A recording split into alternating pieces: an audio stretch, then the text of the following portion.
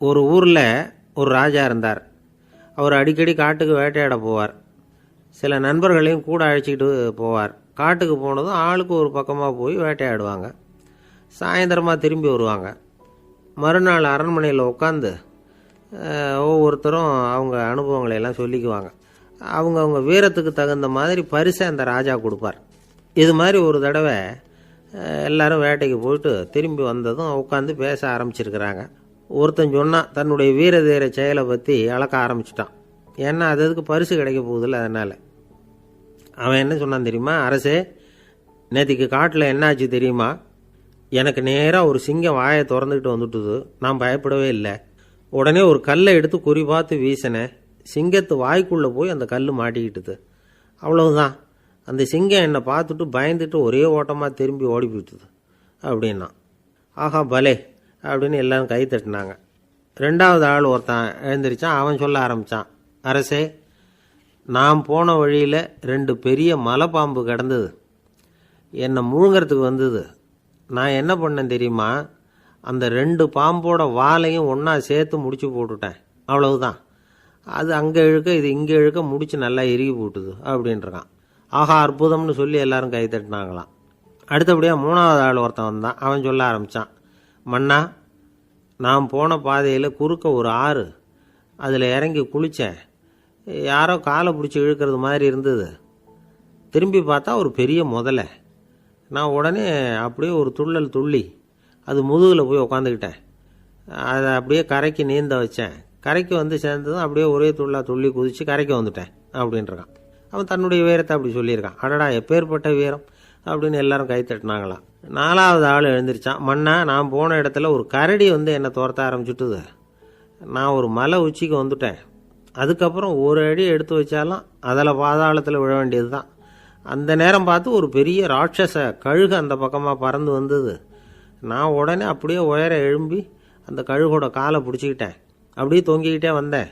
ஒரு நல்ல இடம் வந்ததும் தொப்புன்னு கீழே குதித்து நடந்து வந்துட்டேன்னா. இதுக்கும் எல்லாரும் கை தட்டுறாங்க.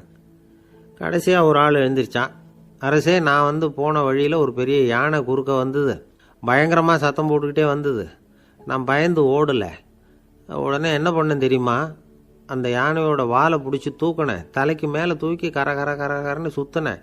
வேகமாக சுற்றி வீசி எறிஞ்சேன். அவ்வளவுதான். அதே ஸ்பீடில் அந்த யானை மேலே போக ஆரம்பிச்சுட்டுது. இன்னும் கூட அது போய்கிட்டே தான் இருக்குது, கீழே விழவே இல்லைன்னா. இதை கேட்டதும் ராஜாவுக்கு கோபம் வந்துட்டுது. என்ன முட்டாள்னு நினச்சிக்கிட்டு பேசுறியா? யானையை வந்து நீ வாழை பிடிச்சி தூக்குன, அதை நான் நம்பணுமா அப்படின்னார். உடனே இவன் பணிவாக பதில் சொன்னான், அரசே, ஒரு சிங்கத்து வாயில் கல் மாட்டிக்கிட்டதை நம்புறீங்க, மலைப்பாம்பு வாழை பிடிச்சி முடிச்சு போட்டதை நம்புறீங்க, முதல்ல முதுகில் சவாரி பண்ணதையும் நம்புறீங்க, கழுகு காலை பிடிச்சிக்கிட்டு பறக்கிறதையும் நம்புறீங்க. அப்படி நம்புறப்போ நான் சொன்னதை மட்டும் நம்பக்கூடாதா அப்படின்னு கேட்டானான். பொய் சொன்னவங்கெல்லாம் தலையை தொங்க போட்டுக்கிட்டாங்களாம். ராஜா அவங்கள பார்த்து சொன்னாராம், நீங்கள் எல்லாரும் என்னை முட்டாளாக்கியிருக்கிறீங்க. கடைசியாக பேசின இவன் தான் எனக்கு உண்மை எது பொய் எதுங்கிறத புரிய வச்சிருக்கிறான். இவன் தான் உண்மையான தைரியசாலி அப்படின்னு சொல்லி அவனுக்கே பரிசையெல்லாம் கொடுத்து பாராட்டினாராம். இப்படி ஒரு கதை. உண்மையை நிலைநாட்டுகிறவன் தான் உண்மையான வீரன் அப்படிங்கிறத இதிலிருந்து நாம் புரிஞ்சுக்கணும்.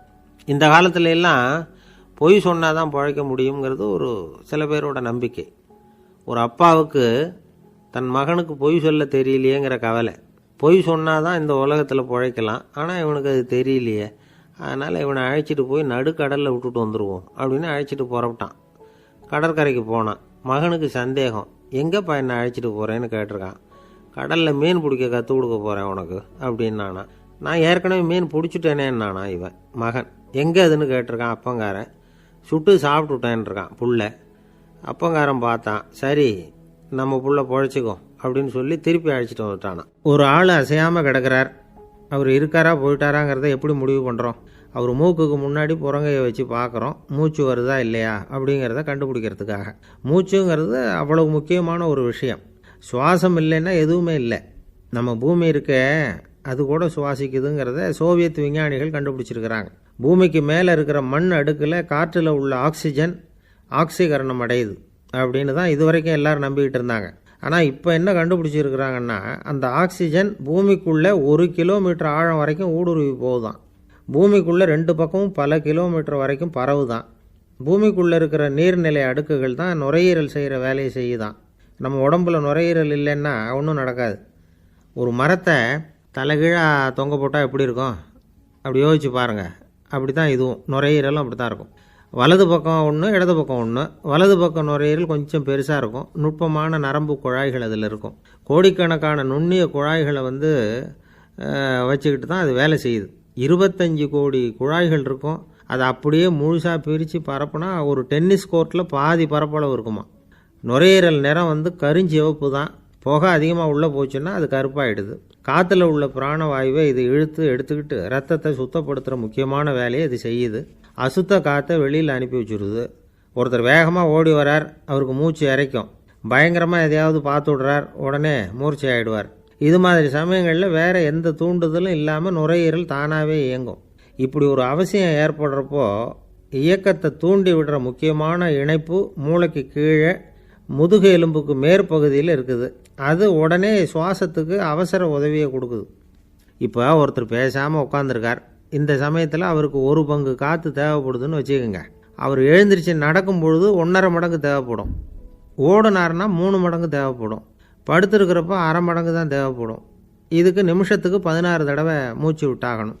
இப்படி சாதாரணமாக உள்ளே இழுக்கிற காற்று கொஞ்சம்தான் இருந்தாலும் இது மாதிரி 8 மடங்கு காற்றை உள்ளே இழுத்து வச்சுக்கிற சாமர்த்தியம் நுரையீரலுக்கு இருக்குதான்.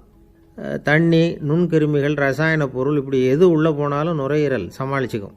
30 வருஷமாக விடாத புகை பிடிக்கிறவர் தொடர்ந்து உள்ளே அனுப்பி வைக்கிற புகையை கூட சமாளிக்குதுன்னா பார்த்துங்களேன். உள்ளே போகிற புகை நுட்பமான சுவாச முடிச்சுகளை அழிச்சு விடுது. கறி புகை அது மேலே படிஞ்சு உபயோகம் இல்லாமல் பண்ணிவிடுது. ஆனாலும் தேவைக்கு அதிகமாக 8 மடங்கு கூடுதலாக சுவாச முடிச்சுகள் நம்ம உடம்புக்குள்ளே இருக்கிறதுனால சமாளிக்க முடியுது. சமாளிக்க முடியலன்னா சில சமயம் மூச்சு திணறும். அதை ஒரு எச்சரிக்கையாக எடுத்துக்கிட்டு புகை பிடிக்கிற பழக்கத்தை விட்டுடணும். அதுதான் நல்லது. ஆனால் அப்படி யார் விடுறது? இணை பிரியாத 2 நண்பர்கள் இருந்தாங்களாம். 2 பேரும் விடாமல் சிகரெட்டு குடிக்கிறவங்க. அதில் ஒருத்தன் செத்து போட்டான். இன்னொருத்தன் அதுக்கப்புறம் 2 சிகரெட்டாக குடிக்க ஆரம்பித்தானா. ஏன் இப்படி பண்ணுறேன்னு கேட்டிருக்காங்க. நான் 1 சிகரெட்டு தான் குடிக்கிறேன், செத்து போன என்னுடைய ஃப்ரெண்டு இருக்கானே செத்து போனவன், அவனுக்காக இன்னொரு சிகரெட்டு குடிக்கிறேன் அப்படின்னு நானா. இது ரொம்ப ஆபத்து, விட்டுடு அப்படின்னு சொல்லியிருக்காங்க. சரின்னு ஒத்துக்கிட்டான். ஆனால் அதுக்கப்புறமும் 1 சிகரெட் வீதமாக குடிச்சிக்கிட்டே இருந்தான். சிகரெட்டு பழக்கத்தை நீ இன்னும் விடலையான்னு கேட்டாங்களாம். அந்த பழக்கத்தை நான் எப்போவோ விட்டுட்டேன், இப்போ நான் குடிக்கிறது என் ஃப்ரெண்டுக்காக அப்படின்னு நானா. இவங்கெல்லாம் எப்படி திருந்துறது? என்னை விட யோக்கியம் இந்த உலகத்தில் வேறு யாரும் இல்லை சார் அப்படின்னார் ஒருத்தர். அவரை விட அயோக்கியன் வேற யாரும் இருக்க முடியாதுங்கிற முடிவுக்கு கேட்டவங்க வந்துட்டாங்களாம். மனுஷனுக்கு இருக்கிற ஒரு மிகப்பெரிய குறையே தன்கிட்ட இருக்கிற குறை அவனுக்கு தெரியாமல் போகிறது தான். ஆனால் அடுத்தவங்ககிட்ட இருக்கிற குறை இவனுக்கு தெளிவாக தெரிஞ்சிடும். ஒரு ஒட்டகம் ஒரு கொக்கை பார்த்து ஒரு கேள்வி கேட்டுதான். என்ன கேள்வி தெரியுமா? உன் கழுத்து ஏன் இப்படி வளைஞ்சி போயிருக்குது அப்படின்னு கேட்டிருக்கு. இதுக்கு உடம்பே வளைச்சல். இது போய் கொக்கை கிண்டல் பண்ணுது. இன்றைக்கி மனித சுபாவமும் கிட்டத்தட்ட இப்படி தான் இருக்குது. இந்த உலகத்தில் குறையில்லாத மனிதர்கள் யாரும் கிடையாது, நாம் உள்பட. அப்படிங்கிறத முதல்ல நாம் நல்லா புரிஞ்சுக்கணும். ஒரு ஊரில் ஒரு விற்பனை நிலையம் இருந்தது. செல்ல பிராணிகளை விற்பனை செய்கிற நிலையம் அது. நாய், கிளி, பூனை இப்படி நிறைய வச்சு விற்பனை பண்ணிகிட்டு இருக்கிறாங்க. நாய்க்குட்டி விற்பனை செய்கிற பகுதியில் ஒரு சிறுவன் நின்றுக்கிட்டு இருந்தான். விற்பனை செய்கிற ஆளுகிட்ட விலை கேட்டுக்கிட்டு இருந்தான். அதோ இருக்குதே அந்த நாய்க்குட்டி என்ன விலை அப்படின்னு கேட்டானா. 1000 ரூபா அப்படின்னாரான். சரி அது வேணாம், இது என்ன விலைன்றிருக்கான். 500 ரூபா அப்படின்னாரான். இந்த சின்ன பையன் கையில் வச்சுருந்தது வெறும் 50 ரூபா தான். அதனால் இதை விட குறைச்சலாக கிடைக்குமான்னு பார்த்துருக்கான்.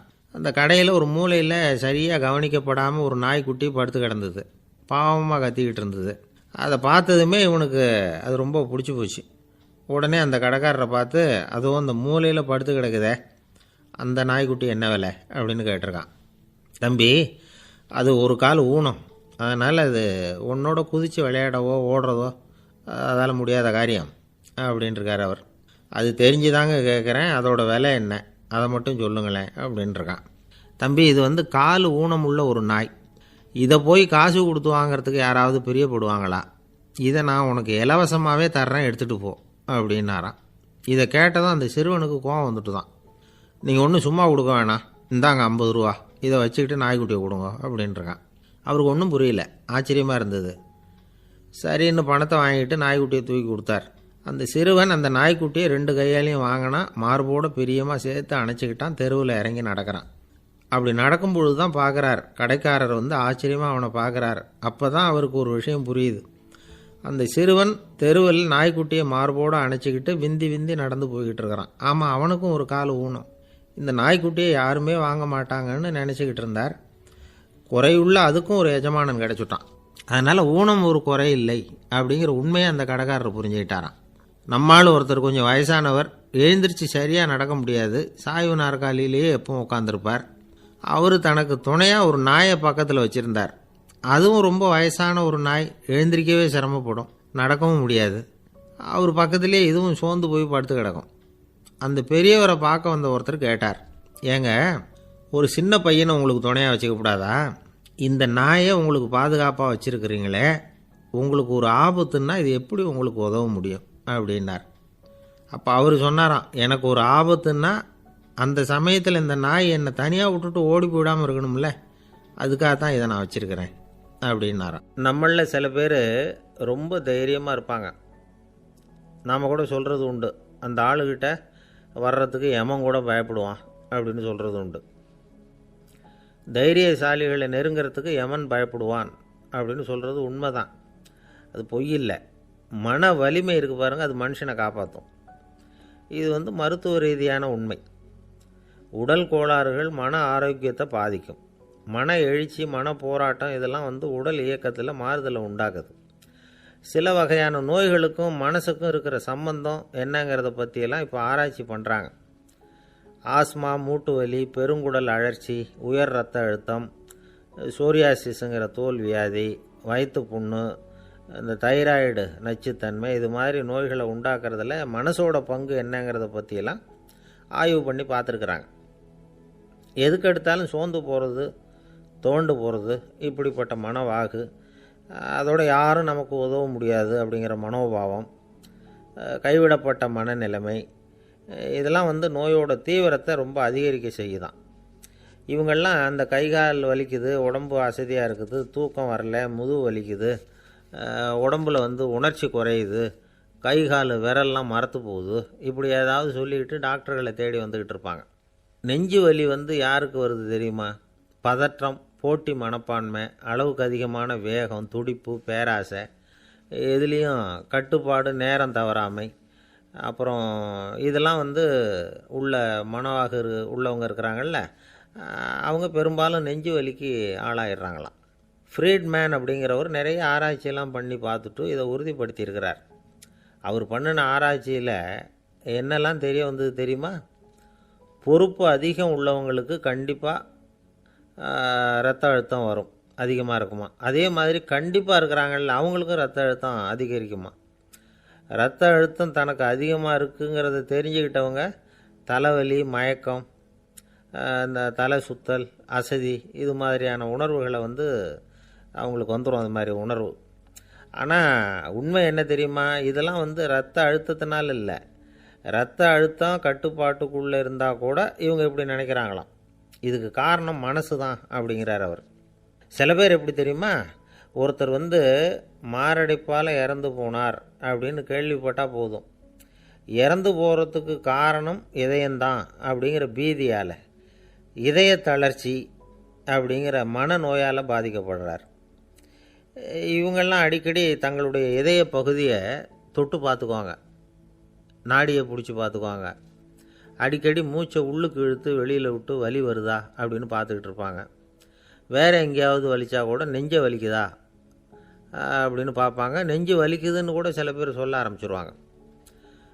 ஆஸ்மாவுக்கும் மனசுக்கும் சம்பந்தம் உண்டு. தீர்வு காண முடியாத மன போராட்டங்கள் எல்லாத்துக்கும் அடுத்தவங்களையே சார்ந்து இருக்கிற மனநிலை, இதெல்லாம் ஆஸ்மாவினுடைய தீவிரத்தை வந்து அதிகப்படுத்திடும்.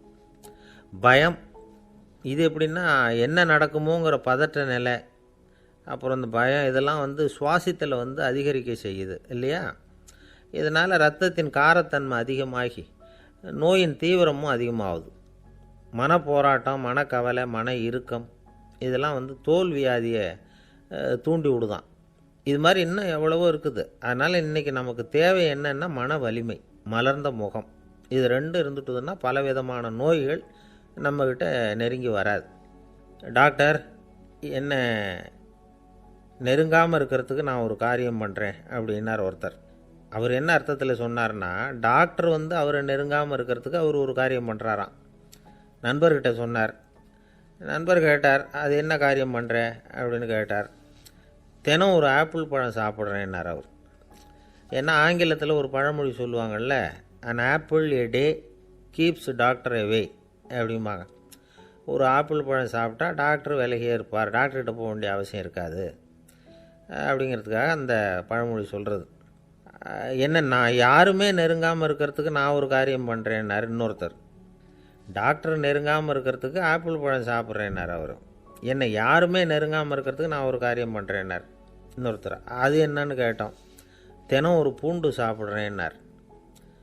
ஏ கார்லிக் எ டே கீப்ஸ் எவ்ரிபடி அவே அப்படின்னு அதுக்கு ஒரு புது விளக்கமும் கொடுத்தார். காசி மாநகரத்தை பிரம்மதத்தன் அப்படிங்கிற ராஜா ஆட்சி பண்ணிட்டு வந்தார். அவர் ஒவ்வொரு வருஷமும் ஒரு திருவிழா நடத்துறது வழக்கம். எல்லா தேசத்திலிருந்தும் எல்லா வகையான ஜனங்களும் அதில் வந்து கலந்துக்குவாங்க. ஒரு சமயம் அது மாதிரி விழா நடந்துக்கிட்டு இருந்தது. வைகுண்டத்திலேருந்து தேவலோகத்திலேருந்து நிறைய தேவகுமாரர்கள்லாம் காசி நகருக்கு அப்போது வந்திருந்தாங்க. அதில் முக்கியமாக ஒரு 4 தேவகுமாரர்கள், அந்த 4 பேரையும் சுற்றி ஏகப்பட்ட கூட்டம். அப்படி என்ன விசேஷம் அவங்கக்கிட்ட அப்படின்னா, மற்றவங்களை விட அவங்க முகம் அழகாக இருந்ததா அப்படி பார்த்தா அப்படியும் இல்லை. அவங்க அணிஞ்சிருந்த மலர் மாலைகள் தான் அதுக்கு காரணமாக. அந்த மலர்கள்லேருந்து அப்படி ஒரு அபூர்வமான நறுமணம். இதுக்கு முன்னாடி இப்படி ஒரு நறுமணத்தை அந்த ஊர் ஜனங்க அனுபவிச்சதே இல்லை. அதுதான் அந்த 4 பேரையும் சுற்றி கூட்டம். எல்லாரும் கேள்வி கேட்க ஆரம்பித்தாங்க. உடனே அந்த 4 தேவகுமாரர்களும் எல்லாருக்கும் தெரியும்படியாக வானத்தில் எழும்பி கொஞ்சம் உயரமாக நின்றுக்கிட்டாங்க. கீழே நின்றுக்கிட்டு இருந்த அரசன்லேருந்து ஆண்டி வரைக்கும் ஒருத்தர் பாக்கி இல்லாமல் ஒரே குரலில் எல்லாரும் அவங்கள பார்த்து, எங்களுக்கும் இது மாதிரி மாலையை போட்டுக்கணும்னு ஆசையாக இருக்குது, அதுக்கு நீங்கள் தான் அருள் பண்ணணும் அப்படின்னு கேட்டுக்கிட்டாங்க. மாலை போட்டுக்கிறதுனா எல்லாருக்கும் ஆசையாக தானே இருக்கும். அந்த 4 தேவகுமாரர்களில் ஒருத்தர் புத்தர் பிரான். அவர் சொன்னார், பூலோகவாசிகளே, நான் சொல்கிறத கொஞ்சம் பொறுமையாக கேளுங்க. கக்காரு அப்படிங்கிற கற்பக விருட்சத்தின் மலர்களால் தொடுக்கப்பட்டது இந்த மாலை. இதுக்கு நிறைய சக்தி உண்டு. எந்த காலமும் இது வாடாது, வாசனையும் குறையாது. ஆனால் இதை அணிந்து கொள்றதுக்கு சில தகுதிகள் தேவை அப்படின்னார். என்ன தகுதி அது சொல்லுங்களேன் அப்படின்னு ஏக காலத்தில் எல்லாரும் சத்தம் போட்டாங்க. தீய இயல்புகள் உள்ளவங்க, இழிந்த சிந்தனை, இழிந்த செயல் உள்ளவங்க இந்த மாலையை அணிய முடியாது அப்படின்னார். அவ்வளோதான். கூட்டத்தில் சத்தம் போட்டவங்கள்லாம் மெதுவாக அப்படி அடங்க ஆரம்பிச்சிட்டாங்க. இன்னொரு தேவகுமாரன் சொன்னார், அடுத்தவங்க பொருளை அபகரிக்காதவன், அடுத்தவங்களுக்கு கெடுதல் பண்ணக்கூடிய பொய் பேசாதவன், பேராசையினால் கெட்ட வழியில் பொருள் ஈட்ட நினைக்காதவன் இந்த மாலையை போட்டுக்கலாம் அப்படின்னார். கூட்டத்திலிருந்து யாரும் முன்னுக்கு வரல. ஒரே ஒரு ராஜகுரு மட்டும் கொஞ்சம் முன்னாடி வந்தார். பெரியவர், படித்தவர். அவர், எனக்கு தகுதி இருக்குது அந்த மாலையை போட்டுக்கிறதுக்கு அப்படின்னார். வேறு ஒன்றும் இல்லை, பொய் சொல்லியாவது அந்த மாலையை வாங்கிக்குவோமே அப்படின்னு முடிவு பண்ணிட்டார் அவர். அவ்வளோதான், மாலையை வாங்கிட்டார். அடுத்த தேவகுமாரன் பேசினார். யாருக்கு திடமான அறிவும் மனமும் இருக்குதோ, யாருக்கு நல்ல காரியங்களில் அசையாத ஈடுபாடு இருக்குதோ, நல்ல அரிய பொருள்களை தனியாக தான் மட்டும் அனுபவிக்க விரும்பாதவர் யாரோ அவர் முன்னாடி வந்து இந்த மாலையை வாங்கிக்கலாம் அப்படின்னார். அந்த தகுதியும் எனக்கு இருக்குன்னார் ராஜகுரு. மாலையை வாங்கி போட்டுக்கிட்டார். இன்னொரு ராஜகுமாரன் பேச ஆரம்பித்தார். அறநெறியில் செல்வம் சேர்க்கணும், ஆடம்பர பொருள்களுக்கு அடிமையாகக்கூடாது, வெற்றி அடைஞ்சாலும் கர்வம் வரக்கூடாது, அப்படிப்பட்டவங்க இந்த மாலையை போட்டுக்கலாம்னார். துணிஞ்சு பொய் சொல்லி அதையும் வாங்கி கழுத்தில் போட்டுக்கிட்டார் இந்த ராஜகுரு. இன்னொரு ராஜகுமாரன் சொன்னார், சான்றோர்களை நிந்திக்காதவங்க, புறம் பேசாதவங்க இந்த மாலையை போட்டுக்கலாம்னார். அதையும் வாங்கி போட்டுக்கிட்டார். திருவிழா முடிஞ்சுது, எல்லாரும் திரும்பி போயிட்டாங்க. மறுநாள் ராஜகுரு 4 மாலைகளையும் போட்டுக்கிட்டு ராஜசபைக்கு வரார். வந்தவர் ரொம்ப அவஸ்தையோடு வர்றார். மாலையெல்லாம் வாடி போயிட்டுது, வாசனை எதுவும் கிடையாது. அது மட்டும் இல்லை, அவருக்கு கடுமையான தலைவலி வேறு வந்துட்டுது. துடிச்சு போயிட்டார். மாலையை கழட்டவும் முடியல. ஜனங்கள்லாம் அவரை பார்த்து சிரிக்க ஆரம்பிச்சிட்டாங்க. என்னத்துக்கு ஆசைப்படணும், ஏன் இப்படி கஷ்டப்படணும் அப்படின்னு. ராஜா பார்த்தார். மறுபடியும் விழாவுக்கு ஏற்பாடு பண்ணினார். தேவகுமாரர்கள்லாம் வந்தாங்க. ராஜகுரு வந்தார். மக்கள் முன்னிலையில் அவங்க காலில் விழுந்தார், மன்னிப்பு கேட்டுக்கிட்டார். இந்த மாலையை போட்டுக்கிற தகுதி எனக்கு இல்லை. தகுதி இல்லாத ஒருத்தன் தகாத தகுதியை பொய் மூலம் பெறணும்னு ஆசைப்படுறாங்களே, அவங்களுக்கெல்லாம் என்னுடைய தண்டனை ஒரு எச்சரிக்கையாக இருக்கட்டும்னார். அதுக்கப்புறம் தேவகுமாரர்கள் அவர் கழுத்தில் இருக்கிற மாலையை கழட்டினாங்களாம். அந்த மாலைகளும் பழையபடி மனம் கொடுக்க ஆரம்பிச்சுட்டு தான். இதுலேருந்து நாம் தெரிஞ்சுக்க வேண்டியது என்னென்னா, நமக்கு தகுதி இல்லாத ஒரு கௌரவம் நம்மக்கிட்ட தானாக வந்தால் கூட அதை தவிர்த்து விடுறது தான் நல்லது. அதுதான் புத்திசாலித்தனம். ஒருத்தர் வந்தார், சார் எங்கள் இலக்கிய மன்ற விழாவுக்கு நீங்கள் தலைமை தாங்கணும்னார். உடனே இவர் சொன்னார், பேச்சாளர், சார் இலக்கியத்தை பற்றி பேசுகிற தகுதி எனக்கு இல்லையே அப்படின்னார். உடனே அவர் கூப்பிட வந்தவர் சொன்னார், அந்த தகுதி உங்களுக்கு இல்லைங்கிறது எங்களுக்கும் தெரியும் சார், அதனால தான் உங்களை தலைமை தாங்க கூப்பிட்றேன் அப்படின்னார். அது சரி, தலைமைன்னா அதுக்கு இவர் என்ன தான் அர்த்தம் பண்ணுறாருன்னு தெரியல. ஒரே ஒரு ஊரில் ஒரு ராஜா இருந்தார். அவர் பேரில் மக்களுக்கு ரொம்ப மரியாதை. அவ்வளவு நல்லா ஆட்சி புரிஞ்சுக்கிட்டு வந்தார். அவருக்கு வயசாகிட்டுது. அதனால் ஒரு நாள் அமைச்சரை கூப்பிட்டார். இதை பாருங்கள், எனக்கு வயசாகிட்டுது, அதனால் இந்த அரச பொறுப்பையெல்லாம் நீங்கள் ஏற்றுக்குங்க அப்படின்னார். அதுக்கப்புறம் ராணியை கூப்பிட்டார். வா, நாம் இனிமேல் இங்கே இருக்க வேணாம், காட்டுக்கு போய் தவம் பண்ணலாம் அப்படின்னு கூப்பிட்டார். இந்த செய்தி மக்களுக்கு அறிவிக்கப்பட்டது. மக்கள் உடனே கூட்டம் கூட்டமாக அரண்மனைக்கு வர ஆரம்பிச்சிட்டாங்க. மன்னரை போய் பார்க்குறாங்க. அரசே, தாங்கள் எங்களுக்கு தந்தை மாதிரி. நீங்கள் காட்டுக்கு போயிட்டால் நாங்கள்லாம் இங்கே எப்படி இருக்க முடியும்? எங்களுக்கெல்லாம் எந்த துன்பமும் இல்லாமல் பார்த்துக்கிட்டு வர்றீங்க. இது மாதிரியான ஒரு அரசாட்சி இல்லைன்னா மக்கள் வாழ்ந்து என்ன பயன் அப்படின்னாங்க. இருந்தாலும் என்ன பண்ணுறது, வயசாயிட்ட காரணத்தினால இந்த முடிவுக்கு வர வேண்டியிருக்குது அப்படின்னாரா ராஜா. அப்படின்னா நீங்கள் காட்டுக்கு போக வேணாம், நாங்கள் போகிறோம். நாங்கள் அங்கே போய் தவம் பண்ணுறோம், வழிபாடு பண்ணுறோம். கடவுள் வருவார், அவர்கிட்ட வரம் வாங்கிட்டு வந்துடுறோம் அப்படின்னாங்களாம். அப்படி சொல்லிவிட்டு உடனே எல்லோரும் காட்டுக்கு போனாங்க. நாட்டு மக்கள் எல்லாரும் ஒட்டு மொத்தமாக காட்டில் உட்காந்துக்கிட்டு தவம் பண்ணுறதை பார்த்தார் கடவுள். உடனே புறப்பட்டு வந்தார். எல்லோரும் இப்படி உட்காந்துருக்கிறீங்களே, என்ன வேணும் உங்களுக்கு அப்படின்னு கேட்டார். உடனே மக்கள் எல்லாரும் ஒரு குரலில் சொன்னாங்க, சுவாமி, எங்கள் மன்னன் ரொம்ப நாளைக்கு நல்லபடியாக இருக்கணும். அவர் மகிழ்ச்சியாகவும் உடல் நலத்தோடும் இருந்தால் தான் நாங்கள் அமைதியாக வாழ முடியும் அப்படின்னாங்க. சரி, அதுக்கு என்ன செய்யணும் அப்படின்னார் ஆண்டவன். எங்கள் மன்னருக்கு இன்னும் ஒரு 100 வருஷம் ஆயுளை கொடுங்க அப்படின்னாங்க. அவ்வளவு தானே, சரி அப்படியே ஆகட்டும் அப்படின்னு சொல்லிவிட்டு ஆண்டவன் போயிட்டார். மக்கள் மகிழ்ச்சியோடு திரும்பி வந்தாங்க. மன்னா, கடவுள் வரம் கொடுத்துட்டார், நீங்கள் 100 வருஷம் வாழ போகிறீங்க அப்படின்னாங்க. இதை கேட்டதும் ராணி ராஜாவை வணங்கி, நான் தவம் செய்ய போகிறேன் அப்படின்னு புறப்பட்டாங்க. உடனே மக்கள் என்ன நினச்சாங்க தெரியுமா?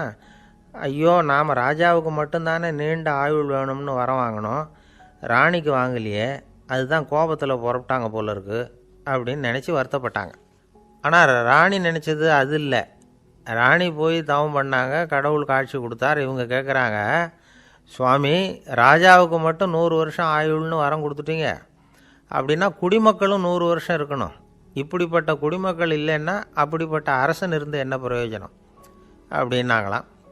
ஆண்டவன் பார்த்தார், சரி அவங்களும் 100 வருஷம் வாழ்வாங்க, அது மட்டும் இல்லை, நீயும் 100 ஆண்டு காலம் வாழ வரமளிக்கிறேன் அப்படின்னு சொல்லிவிட்டு மறைஞ்சிட்டார். இதில் ஆண்டவன் வர்றதும் மறையிறதும் முக்கியம் இல்லை. இதில் கவனிக்க வேண்டியது ஆள்கிறவனின் விசால மனம், குடிமக்களின் விசால மனம், ஆள்கிறவன் மனைவியினுடைய விசால மனம். இப்படி ஒரு நாடு இருந்துட்டுதுன்னா எப்படி இருக்கும் வாழ்க்கை நினச்சி பாருங்கள். அதனால தான் பெரியவங்கள்லாம் சொல்கிறாங்க, இதய வாசல் திறந்தே இருக்கணும், இதயத்தின் கதவுகளை மூடாதீங்க அப்படின்னு சொல்லுவாங்க. என்கிட்ட ஒருத்தர் சொன்னார், என்னுடைய இதய வாசல் எப்பவும் திறந்தே தான் இருக்குதுன்னார். எதனால் அப்படி சொல்கிறீங்க அப்படின்னு கேட்டோம். டாக்டரே சொல்லிவிட்டார், என்னுடைய இதயத்தில் ஒரு ஓட்டை இருக்குது அப்படின்னு, வால்வு சரியில்லையா அப்படிங்கிறார். அளவுக்கு மிஞ்சினால் அமிர்தமும் நஞ்சு அப்படின்னு சொல்லுவாங்க. அது உண்மைதான். ஒருத்தருக்கு அளவுக்கு மீறிய புகழ் வந்துட்டுதுன்னு வச்சுக்கோங்க, அது கூட ஆபத்தாக போயிடுறது உண்டு. பழங்காலத்துல எல்லாம் கிரேக்க தேசத்தில் ஒரு பழக்கம் உண்டாம். அதாவது யாராவது ஒருத்தரை நாடு கடத்தணும்னா அதுக்கு ஒரு வழி உண்டு. அதாவது ஒருத்தரை நாடு கடத்தணும்னு மக்கள் விரும்புகிறாங்கன்னு வச்சுங்களேன், அவர் பேரை ஒரு மண்பாண்ட ஓட்டுச்சில்லில் எழுதி அதை ஒரு குறிப்பிட்ட பொது இடத்துல போட்டுற வேண்டியது, அவ்வளவுதான். இது மாதிரி பல பேர் போட்டுக்கிட்டே இருப்பாங்க, எல்லாம் அப்படியே குவிஞ்சு போயிடும். அந்த ஓட்டாஞ்சில்லு குவியலில் யாருடைய பேர் அதிகமாக இருக்குதோ அந்த நபரை ஒரு 10 ஆண்டுகள் நாடு கடத்தி விடுவாங்க. இது அந்த ஊர் வழக்கமாக. ஒரு நாள் அந்த குவியலுக்கு பக்கத்தில் ஒரு ஆள் நின்றுக்கிட்டு இருக்கிறான். அவன் கையில் ஒரு ஓட்டாஞ்சில் வச்சுருக்கிறான். அதில் யாரோட பேரையோ எழுதணும், எழுதி அந்த இடத்துல போடணுங்கிறது அவன் ஆசை. ஆனால் அவன் படிக்காதவன், அதனால் எழுத தெரியல. யாராவது அந்த வழியாக வர்றாங்களான்னு பார்த்துக்கிட்டே நின்றுக்கிட்டு இருந்தான். ஒரு பெரியவர் வந்துக்கிட்டு இருந்தார். அவர்கிட்ட ஓடினான். கையில் இருந்த மண்பாண்ட சில்லை கொடுத்தான். ஐயா, இதில் ஒரு பேர் எழுதி கொடுங்களேன்னா. அந்த பெரியவர் அதை வாங்கி கையில் வச்சுக்கிட்டு, என்ன பேர் எழுதணும் சொல்லு அப்படின்னா. இவன் சொன்னான், அரிஸ்டைடிஸ் அப்படின்னு எழுதுங்க அப்படின்னா. இதை கேட்டதும் அந்த பெரியவருக்கு அதிர்ச்சி. ஏன்னா அவர் தான் அரிஸ்டைடிஸ், தத்துவ மேதை அரிஸ்டைடிஸ் அவர். இருந்தாலும் நான் தான் அதுங்கிறத காட்டிக்காமல் அந்த ஆளுகிட்ட கேட்டார். அது சரிப்பா, அரிஸ்டைடிஸுங்கிற பேரை எழுத சொல்கிற, அவர் உனக்கு என்ன கெடுதல் பண்ணார்? அவர் பேரை இதில் எழுத சொல்கிறியே அப்படின்னு கேட்டிருக்கார். அதுக்கு இவன் சொன்னானா, அவர் எனக்கு எந்த கெடுதலும் பண்ணலை, அவரை நான் பார்த்தது கூட இல்லை அப்படின்ட்டுருக்கான். அப்புறம் எதுக்காக அவரை நாடு கடத்தணும்னு நீ ஆசைப்படுற அப்படின்னு கேட்டிருக்கார். இப்போ அந்த ஆள் சொல்கிறான், அரிஸ்டைடஸை பற்றி எல்லாரும் பேசுகிறாங்க, அவர் ரொம்ப நல்லவர், அவர் ஒரு பெரிய அறிவாளிங்கிறாங்க, அவர் ஒரு பெரிய வள்ளல், பேரறிஞர், இப்படி எல்லாரும் சொல்கிறத கேட்டு கேட்டு எனக்கு ரொம்ப அலுத்து போயிட்டுது, அதனால தான் வெறுப்பாயிட்டேன் அப்படின்னு நானும். இதிலேருந்து என்ன தெரியுது? நாம் நல்லவனாக இருக்கிறதுல ஒன்றும் இடைஞ்சல் இல்லை. ஆனால் நம்மளை நல்லவன் நல்லவன் எல்லாரும் சொல்ல ஆரம்பிச்சிட்டாங்கன்னு வச்சுக்கோங்க, அப்போ இடைஞ்சல் ஆரம்பம்னு அர்த்தம். எதுவுமே அளவுக்கு மிஞ்சி போகாமல் பார்த்துக்க வேண்டியது ரொம்ப அவசியம். அளவுக்கு அதிகமாக ஆசைப்படாதவங்களில் ஆப்ரஹாம் லிங்கனும் ஒருத்தரான். அவர் ஒரு தடவை தன்னுடைய நண்பர்கள்கிட்ட பேசிக்கிட்டு இருந்தாராம். ஒருத்தர் கேட்டிருக்கார், ஒரு மனுஷனுக்கு கால்கள் எவ்வளோ உயரம் இருக்கணும் அப்படின்னு கேட்டாராம். இதுக்கு ஆப்ரஹாம் லிங்கன் சொன்னாராம், அது என்ன, இடுப்புலேருந்து தரையை தொடுற அளவுக்கு உயரம் இருந்தால் போதும் அப்படின்னாராம். ஒரு ஜென் துறவி, அவருக்கு ரொம்ப வயசாயிட்டுது, கடைசி காலம். நண்பர்களெல்லாம் கூப்பிட்டார். நண்பர்களே, நான் வித்தியாசமான முறையில் சாகணும்னு ஆசைப்படுறேன், அதுக்கு ஏதாவது யோசனை சொல்லுங்களேன் அப்படின்னு கேட்டாராம். நண்பர்கள் சிரித்தாங்க. என்ன பேச்சு பேசுகிறீங்க, சாவறதுங்கிறது என்ன விளையாட்டு கத்தனமான காரியமா அப்படின்னு கேட்டிருக்காங்க. அந்த துறவி கொஞ்ச நேரம் யோசனை பண்ணார். அப்புறம் கேட்டாராம், இது வரைக்கும் யாராவது நடந்துக்கிட்டே இறந்துருக்குறாங்களா அப்படின்னாராம். எல்லாரும் இல்லைன்னாங்களாம். ஒருத்தர் மட்டும் சொல்லியிருக்கார், அப்படியும் ஒருத்தர் இறந்துருக்கிறதாக ஒரு கதையில் படிச்சிருக்கிறேன், ஒரு ஞானியால் தான் அப்படியெல்லாம் செய்ய முடியும் அப்படின்னு அவர் சொன்னாராம். சரி, அப்படின்னா அந்த முறை நமக்கு வேணாம், நின்றுக்கிட்டே யாராவது உயிரை விட்டுருக்காங்களா அப்படின்னு விசாரித்தாராம். அப்படியும் ஒருத்தர் இறந்துருக்கிறார் அப்படின்னாங்களாம். மறுபடியும் அந்த துறவி யோசனை பண்ணியிருக்கிறார், ஏதாவது வித்தியாசமான முறையில் நாம் போகணும் அப்படிங்கிறது அவருடைய விருப்பம். மனிதன் எப்படி வாழ்கிறானோ அப்படி இறப்பது தான் நல்லது. சரி, யாராவது தலைகீழாக யோகம் செய்யும் நிலையில் இறந்துருக்கிறாங்களா அப்படின்னு விசாரித்தாராம். நண்பர்கள் சிரித்தாங்க. தலைகீழாக நின்னபடி இறந்ததாக நாங்கள் கேள்விப்பட்டதே இல்லை, அது முடியாத காரியம் அப்படின்ட்டுருக்காங்க. இப்போ அந்த துறவிக்கு திடீர்னு உற்சாகம் வந்துட்டுது. உடனே எழுந்திரிச்சார், தலைகீழாக நின்னார், அப்படியே உயிரை விட்டுட்டார். அவ்வளோதான். அந்த மடாலயத்தில் ஒரே குழப்பம், எப்படி அவரை கீழே இறக்கி படுக்க வைக்கிறது அப்படின்னு புரியல. இப்படி உயிர் விடுறதை பற்றி அவங்க இதுவரைக்கும் கேள்விப்பட்டதும் இல்லை. உண்மையிலேயே இவர் இறந்து தான் போனாராங்கிறதும் தெரியல. சோதித்து பார்த்தாங்க, இதய துடிப்பு, நாடி துடிப்பு எல்லாம் நின்று போயிருந்தது. இவர் எப்பவும் இப்படி தான், என்ன பண்ணுறது இப்போது அப்படின்னு சொல்லி எல்லாரும் குழம்பிக்கிட்டு இருக்கிற சமயத்தில் ஒரு பெரிய ஒரு யோசனை சொன்னார். இந்த துறவியோட மூத்த சகோதரி பக்கத்து மடாலயத்தில் இருக்கிறாங்க, அவங்கள இங்கே அழைச்சிட்டு வந்தால் ஏதாவது வழி கிடைக்கும் அப்படின்னார். அந்த அம்மாவுக்கு 90 வயசு. அழைச்சிட்டு வந்தாங்க. ஒரு குச்சியை ஊன்றிக்கிட்டு அப்படியே மெதுவாக நடந்து வந்தாங்க. தம்பி, தலைகீழாக நின்று உயிர் விட்டு இறக்கிறத பார்த்தாங்க. தம்பின்னு கூப்பிட்டு பார்த்தாங்க, ஒன்றும் காணும். உடனே என்ன பண்ணாங்க, தன்னுடைய கைத்தடியால் தம்பியோட உடலை ஒரு தட்டு தட்டினாங்க. ஏப்பா, சாகிறப்பவும் உன்னுடைய குறும்புத்தனத்தை விடலையா, இப்படியாடா சாகிறது, ஒழுங்காக செத்து தொலை அப்படின்னாங்களாம். அவ்வளவுதான். உடனே அந்த துறவி திரும்பி நேராக நின்னார். அக்கா, கோவப்படாத, நான் ஒழுங்காக சாகிறேன், எப்படி செத்தா என்ன, எல்லாம் எனக்கு ஒன்று தான் அப்படின்னு சொல்லிவிட்டு அப்படியே தரையில் படுத்து உயிரை விட்டாராம். அதுக்கப்புறம் அந்த அம்மா கோலை கையில் எடுத்துக்கிட்டு அப்படியே திரும்பி கூட பார்க்காம அவங்க பாட்டுக்கு போயிட்டாங்களாம். மரணத்தை ஒரு விளையாட்டாக ஆக்கிய அந்த துறவிக்கு வாழ்க்கையே ஒரு விளையாட்டாக தான் இருந்திருக்குது. எந்த நோக்கமும் இல்லாமல் செயல்படுறதுன்னா என்னங்கிறதும் அவருக்கு தெரிஞ்சிருக்குது. பயனை எதிர்பார்க்காம பணி செய்து வாழ்ந்து மறைந்த மகான் அவர். தம்முடைய தொழிலை விளையாட்டு போல செய்ய தெரிஞ்சவருக்கு வாழ்க்கையே ஒரு விளையாட்டாக மாறிடும். எல்லாமே விளையாட்டாகி விடுகிற போது மரணமும் விளையாட்டாகிவிடும் அப்படிங்கிறது தான் அந்த தத்துவம். ஆனால் அதுக்கு முன்னாடி உங்களுக்குள்ளே இருக்கிற உண்மையான நடிகனை நீங்கள் அடையாளம் கண்டுபிடிக்கணும். நீங்கள் நடிக்க வேண்டியதே இல்லை, நீங்கள் ஏற்கனவே நடிச்சுக்கிட்டு தான் இருக்கிறீங்க. நீங்கள் இந்த உண்மையை தெரிஞ்சுக்கணும், அவ்வளவுதான். இதுதான் ஞானிகளுடைய கருத்து. நீங்கள் தெருவில் நடந்து போயிட்டுருக்கிறீங்க, எதிரில் வர்றவர் உங்களை பார்த்து எப்படி இருக்கிறீங்கன்னு கேட்குறார். நல்லா இருக்கிறேங்கிறீங்க. உண்மையிலேயே நாம் நல்லா இருக்க மாட்டோம், ஏதாவது உடம்புல கோளாறு இருக்கும். ஆனால் அப்படி சொல்லுவோம், நல்லா இருக்கிறேன் அப்படின்னு. அது நடிப்பு தானே. உங்களை சந்தித்ததில் ரொம்ப மகிழ்ச்சி அப்படின்னு சொல்கிறோம். உடனே கொஞ்சம் நிதானமாக யோசித்து பாருங்கள், உண்மையிலேயே உங்கள் மனசு மகிழ்ச்சி அடைஞ்சுட்டுதா? அது நடிப்பு தானே. வாழ்க்கையை சரியாக புரிஞ்சுக்கிட்டால் எல்லாமே நடிப்புங்கிறது புரியும். கல்யாண பத்திரிக்கை அனுப்பியிருந்தேனே, ஏன்டா வரலன்னு கேட்டான் ஒருத்தன். வந்திருந்தேனே அப்படின்னானா இவன். டேய், ஏன்டா போய் சொல்கிற, நான் பத்திரிக்கையே உனக்கு அனுப்பலையே அப்படின்ட்டுருக்கான் அவன். அதுக்கு இவன் சொன்னானா, பத்திரிக்கை அனுப்புனேன்னு நீ போய் சொல்கிறப்போ கல்யாணத்துக்கு வந்தேன்னு நான் போய் சொல்லக்கூடாதா அப்படின்னானா. ஒரு பெரிய பியானோ கலைஞர் வியன்னாவில் இருந்தார். ரொம்ப புகழ்பெற்ற இசை கலைஞர் அவர். இங்கிலாந்து மகாராணி விக்டோரியா அவருடைய சங்கீதத்தை கேட்கணும்னு ஆசைப்பட்டாங்க. அவரை அரண்மனைக்கு கூப்பிட்டாங்களாம். பியானோ வாசிக்க சொல்லி கேட்டாங்களாம். இவரும் ரொம்ப பிரமாதமாக வாய்ச்சி காட்டியிருக்கார். உடனே பாராட்டி பரிசுகள்லாம் கொடுத்து அனுப்புனாங்களாம். அந்த இசையை கேட்குறதுல அரசிக்கு ரொம்பவும் ஆர்வம் உண்டு. அதனால் அதுக்கப்புறமும் அந்த கலைஞர் அடிக்கடி அரண்மனைக்கு வர வேண்டிய அவசியம் ஏற்பட்டது. ஏன்னா அரசி கூப்பிட ஆரம்பித்தாங்க. இவர் போகணும், அங்கே இசை நிகழ்ச்சி நடத்தணும். இவர் அங்கே பாடி வாசிக்கிறது உண்டு. ஒரு தடவை மகாராணி அவரை பார்த்து, உங்கள் நாட்டு தேசிய கீதம் பாடுங்களேன் அப்படின்னு கேட்டாங்களாம். உடனே அவர் தன்னுடைய நாடான ஆஸ்திரியாவின் தேசிய கீதத்தை பாடியிருக்கிறார். அவர் பாட ஆரம்பித்த உடனே மகாராணி எழுந்திரிச்சு நின்னாங்களாம். அதுக்கு மரியாதை செலுத்துகிற நோக்கத்தோடு பாட்டு முடிகிற வரைக்கும் அப்படியே நின்றுக்கிட்டு இருந்தாங்களாம். இதுதான் அந்த அரசியினுடைய பெருந்தன்மை. அதாவது நாட்டுப்பற்றுங்கிறது அந்த அளவுக்கு அப்படி இருக்கணும். இப்படி ஒரு அரசியே நம்ம நாட்டு தேசிய கீதத்துக்கு எழுந்திரிச்சு நின்று மரியாதை செலுத்துகிறாங்க அப்படிங்கிறத புரிஞ்சிக்கும் பொழுது அந்த முதிய கலைஞரின் மகிழ்ச்சிக்கு அளவே இல்லையாம். அதுக்கப்புறம் அந்த பியானோ கலைஞர் ஒரு நாள் தன்னுடைய நண்பர் ஒருத்தர்கிட்ட பேசிக்கிட்டு இருந்தாராம். அப்போ சொன்னாராம், மகாராணியார் எனக்கு எவ்வளவோ பரிசுகள்லாம் கொடுத்துருக்குறாங்க. ஒரு தடவை எனக்கு வைரக்கல் பதித்த அணி ஒன்றை கூட பரிசாக கொடுத்தாங்க. ஆனால் அதை விட உயர்ந்த விலை மதிக்க முடியாத அணி என்ன தெரியுமா? நான் என்னுடைய நாட்டு தேசிய கீதத்தை நான் பாடுறப்போ அவங்க எழுந்திரிச்சு நின்று மரியாதை செலுத்தினாங்களே, அதுதான் எனக்கு கிடைச்ச மிகப்பெரிய பரிசு அப்படின்னாராம். எனக்கு தெரிஞ்ச சங்கீத வித்வான் ஒருத்தர் இருக்கார். சமீபத்தில் ஒரு நாள் அவரை பார்த்தேன். எப்படி போயிட்டுருக்கு உங்கள் தொழில் அப்படின்னு கேட்டேன். ரொம்பவும் வித்தியாசமாக போயிட்டுருக்குங்க அப்படின்னார். என்ன சொல்கிறீங்க அப்படின்னேன்.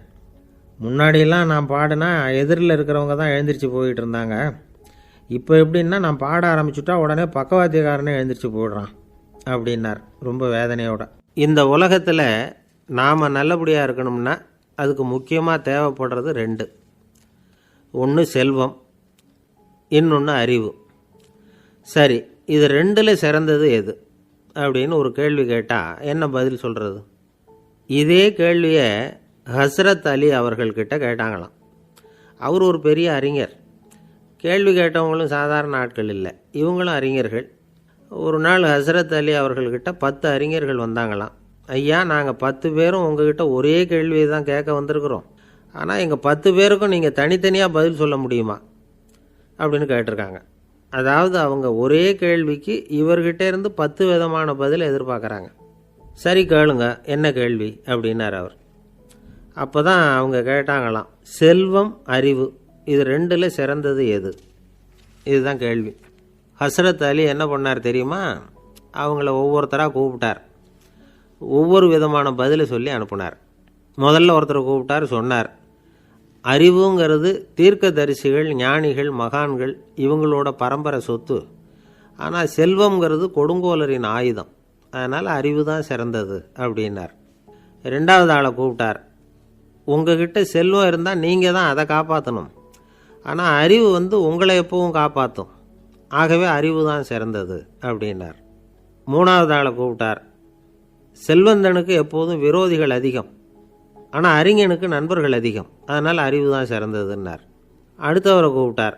செல்வம் அடுத்தவங்களுக்கு கொடுக்க கொடுக்க குறையும், ஆனால் கல்விங்கிறது அதிகரிச்சுக்கிட்டே வரும், கொடுக்கறதுனால குறையாது, அதனால் அறிவு தான் சிறந்ததுன்னார்.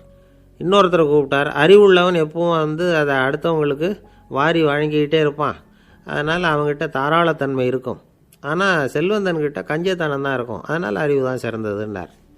ஆறாவது நபரை கூப்பிட்டார். செல்வத்தை கள்வர்கள் திருடிட்டு போக முடியும், ஆனால் அறிவை அப்படி திருடிட்டு போக முடியாது அப்படின்னார். ஏழாவது நபரை கூப்பிட்டார். செல்வம் கால ஓட்டத்தில் அழிஞ்சிரும், ஆனால் அறிவை கால ஓட்டம் ஒன்றும் பண்ண முடியாது, ஆகவே அறிவே சிறந்ததுன்னார். எட்டாவது ஆளை கூப்பிட்டு சொன்னார். செல்வத்துக்கு எப்பவும் எல்லை உண்டு, நிறை உண்டு, அளவு உண்டு, கணக்கு உண்டு, ஆனால் அறிவுக்கு அப்படிப்பட்ட எல்லை எதுவும் கிடையாது, அதனால் அதுதான் சிறந்ததுன்னார். அடுத்தவனை கூப்பிட்டார். செல்வம் உள்ளத்தில் உள்ள ஒளியை போக்கிவிடும், இருட்டை உண்டாக்கிவிடும், விரிந்த மனப்பான்மையை குறுகலாக்கிவிடும், ஆனால் அறிவு அப்படி இல்லை, இருண்ட உள்ளத்தில் ஒளியை பாய்ச்சி அதை விசாலப்படுத்துது, அதுதான் சிறந்ததுன்னார். கடைசியாக 10வது நபரை கூப்பிட்டார். செல்வம் மனசில் செருக்கை உண்டாக்குது, ஆணவத்தை ஏற்படுத்துது, அதனால் நானே கடவுள்னு நினைக்கிற அளவுக்கு மனுஷனை தாழ்த்தி விடுது, ஆனால் அறிவு பணிவையும் பண்பாட்டையும் வளர்க்குது, அதனால் அறிவு தான் சிறந்ததுன்னார். ஆக இப்படி 10 பேருக்கும் 10 விதமாக பதில் சொன்னது மூலமாக ஹஸ்ரத் அலி அவர்கள் அறிவு தான் செல்வத்தை விட சிறந்தது அப்படிங்கிறதுக்கு 10 காரணங்களை சுட்டி காட்டியிருக்கார். அந்த அறிஞர் 10 பேர் கேட்ட ஒரே கேள்விக்கு 10 பதில் சொன்னார். நமக்கு வேண்டிய ஒருத்தர் 10 பேர் கேட்ட கேள்விக்கு ஒரே பதில் சொல்லி சமாளித்தார். கேள்வி என்ன தெரியுமா? என்கிட்ட வாங்கின கடனை எப்போயா திருப்பி கொடுக்க போகிற? இதுதான் அந்த 10 பேரும் கேட்ட ஒரே கேள்வி. இந்த மாதம் 26ஆம் தேதி தந்துடுறேன் அப்படிங்கிற ஒரே பதில் சொல்லி அவ்வளவு பேரையும் இவர் அனுப்பி வச்சுட்டாராம். எல்லாரும் போனதுக்கப்புறம் இவரை தனியாக கூப்பிட்டு கேட்டிருக்கிறாங்க. அது என்ன சார் கணக்கு, 26ஆம் தேதி அன்னைக்கு என்ன அதிசயம் நடக்க போகுது அப்படின்னு கேட்டிருக்காங்க. அதிசயம் அன்னைக்கு இல்லை, அதுக்கு நாளே நடக்க போகுதுன்னாராம். விவரமாக சொல்லுங்கன்னு இருக்காங்க. வேறு ஒன்றும் இல்லைங்க, 26ஆம் தேதி தானே எல்லாரையும் வர சொல்லியிருக்கிறேன், அதுக்கு நாளே நான் புறப்பட்டு தலைமறைவாயிட போகிறேன் அப்படின்னாராம் ரொம்ப பெருமையாக. துருக்மேனியாவில் அஷ்காபாத் அப்படின்னு ஒரு நகரத்தில் ஒரு புவியியல் விஞ்ஞானி இருந்தார். அவர் ஒரு நாய்க்குட்டி வளர்த்தார். ஒரு நாள் முன்னிரவு நேரம் ஒரு மேஜைக்கு முன்னாடி உட்காந்து அந்த விஞ்ஞானி ஏதோ கணக்கு போட்டுக்கிட்டு இருக்கிறார். அவருக்கு ஒரு சின்ன பெண் குழந்தை, அது தொட்டிலில் தூங்கிட்டு இருக்குது. அந்த நாய்க்குட்டியும் ஒரு மூலையில் படுத்து அது பாட்டுக்கு தூங்கிட்டு இருந்தது. ஒரே அமைதி. அந்த நேரத்தில் திடீர்னு அந்த நாய்க்குட்டி துள்ளி எழுந்திரிச்சிது, நேராக குழந்தைகிட்ட ஓடிச்சு. அந்த குழந்தைய அது போட்டிருந்த ட்ரெஸ்ஸோடு சேர்த்து கவ்வி தூக்குச்சு, தூக்கிக்கிட்டு வாசல் பக்கம் ஓடிச்சு. நாய்க்குட்டி குழந்தைய கவ்வி தூக்க முடியுமாங்கிற சந்தேகம் உங்களுக்கு இல்லையா? நீங்கள் நம்ம ஊர் நாய்க்குட்டியவே பார்த்து பழக்கப்பட்டிருக்கீங்க, அதனால் நம்புறதுக்கு சிரமமாக இருக்கும். அந்த ஊர்லெலாம் அது ரொம்ப ஸ்ட்ராங்காக இருக்கும், ஒரு ஏதோ கண்ணுக்குட்டி மாதிரி இருக்கும். விஞ்ஞானி அதை பார்த்துட்டார். உடனே அந்த நாய்க்கு வெறி பிடிச்சிட்டுதுன்னு முடிவு பண்ணிவிட்டு தன்னோட கை துப்பாக்கியை எடுத்துக்கிட்டு ஓடி வந்தார். அவர் வெளியில் நாய்க்குட்டி எங்கே அப்படின்னு பார்த்து தேடுறார். அந்த நேரத்தில் அந்த வீடு இடிஞ்சு விழுது. காரணம் பூமி அதிர்ச்சி. இப்படி பூமி அதிர்ச்சி உண்டாக போகுதுங்கிறது அந்த நாய்க்குட்டிக்கு முன்னாடியே தெரிஞ்சு போச்சு. அதுதான் குழந்தைய தூக்கிட்டு வெளியில் ஓடி வந்திருக்குது. அது மூலமாக அந்த குடும்பத்தையே காப்பாற்றிருக்குது அந்த நாய்க்குட்டி.